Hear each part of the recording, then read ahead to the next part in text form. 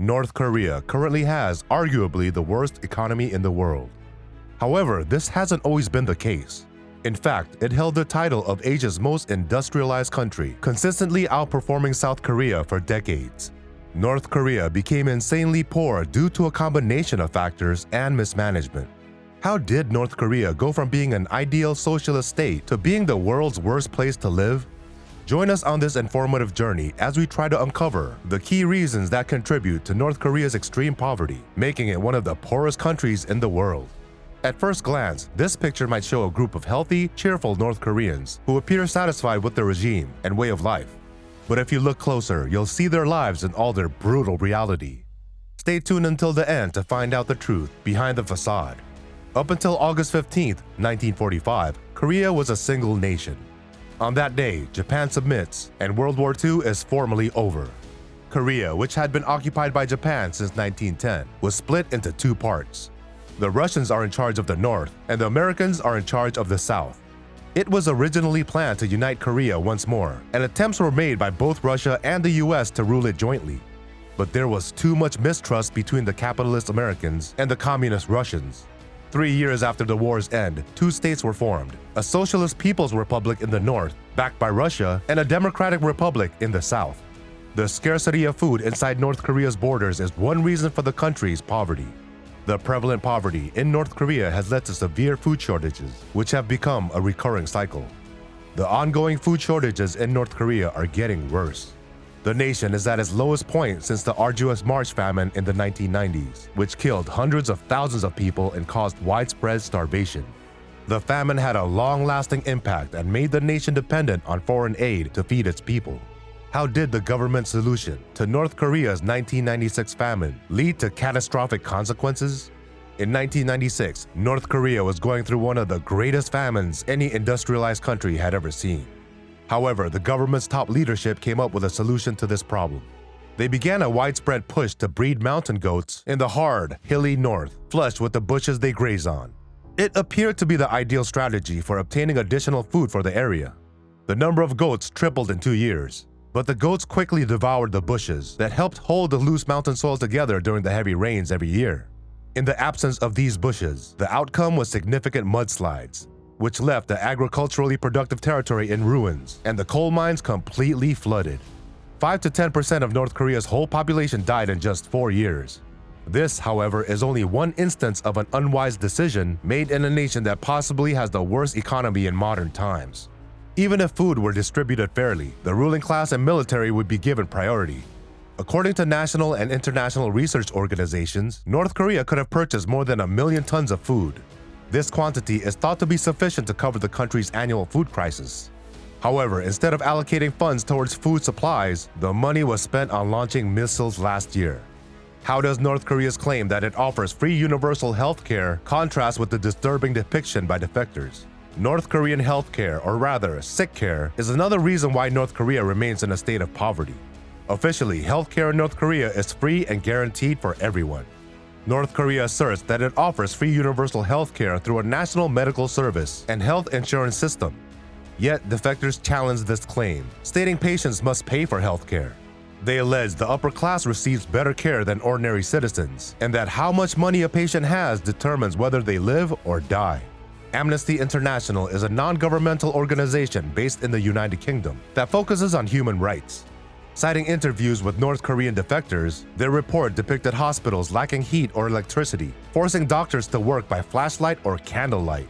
Shockingly, surgeries were performed without anesthetics, and patients had to pay for firewood or resort to makeshift heaters by burning wood inside steel plates or drums for warmth. The already bad situation was made worse by the lack of medical equipment and medicines, which was like a drop in the ocean. North Korea's excessive military spending is the primary reason for perpetuating poverty. The military receives the lion's share of North Korea's budget. Despite the significant societal costs, the dictatorship directs its resources towards enhancing its missile capabilities and propaganda apparatus. North Korea's rubber-stamped parliament has approved the budget. The budget maintains a high level of defense spending as leader Kim Jong-un pushes for an aggressive buildup of his nuclear arsenal. Pyongyang proved this resolve by launching more ballistic missiles than ever before in 2022. A total of more than 70 launches were made, including intercontinental ballistic missiles that have the capability to reach the US mainland. The largest ICBM display ever made while participating in a military parade served to emphasize this demonstration of military power. According to analysts, Kim's aggressive arms expansion and escalating nuclear doctrine have specific objectives. One aim is to compel the United States to recognize North Korea as a nuclear state. Additionally, the developments are intended to provide North Korea with a leverage in talks for security and economic concessions. The government's unshakable priorities continue to be spreading propaganda and glorifying the Kim dynasty.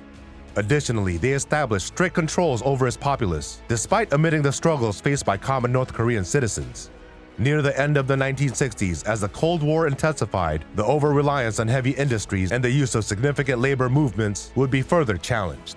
North Korea would devote a significant amount of resources to the military since it strives for self-reliance. The entire culture of North Korea became militarized as a result of the country's massive military expansion in reaction to rising tensions. The rest of the economy was severely strained by the mandatory military service for all men ages 15 to 45 and women ages 18 to 35. North Korea's potential for development and wealth is weighed down by military spending.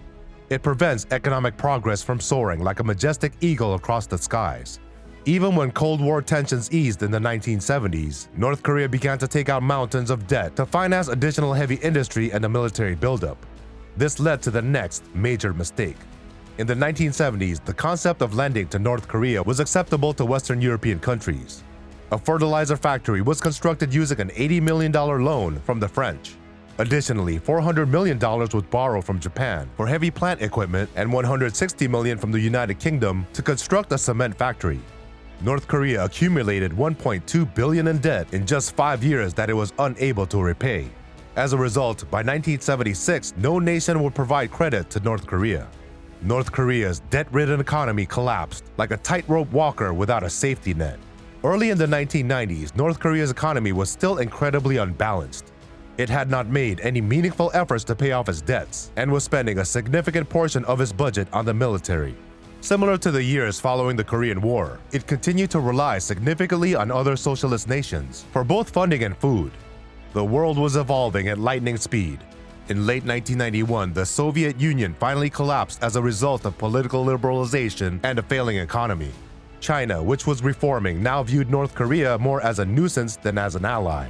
Food imports and aid altogether ceased. Trade with the Russian Federation dropped by 6 times, and prior loans were no longer being forgiven. As the geopolitical tides turned against North Korea, it was floating like a ship without sail. Perhaps most importantly, the supply of oil to North Korea drastically fell from 3.5 million tons per year to barely 45,000 tons. This significant decrease occurred because Russia was no longer ready to provide it at favorable prices. The entire economy will suffer as a result of this. Due to the total lack of fuel, it was no longer possible to create chemical fertilizer. Coal was no longer mined, and the power facilities were shut down. Transportation ceased, all electrical production ceased, and industry was unable to run. In just 3 years, the entire economy shrank by 50%. Free food no longer came from other socialist countries. In order to stay warm during the winter, people started clearing woods, which left the environment unprepared to handle tremendous downpours.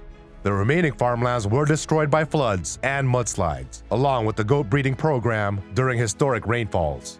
Even worse, underground grain storage facilities were destroyed by the floodwaters. It was the end of the world in North Korea. There was no food, no freedom, and a harsh totalitarian government ruled the country. Millions died, and it became the worst place in the world to live. In the midst of hunger and despair, North Korea's dreams of prosperity faded like stars vanishing in the darkest night. Do you think North Korea is the country with the most mismanaged economy? Comment below.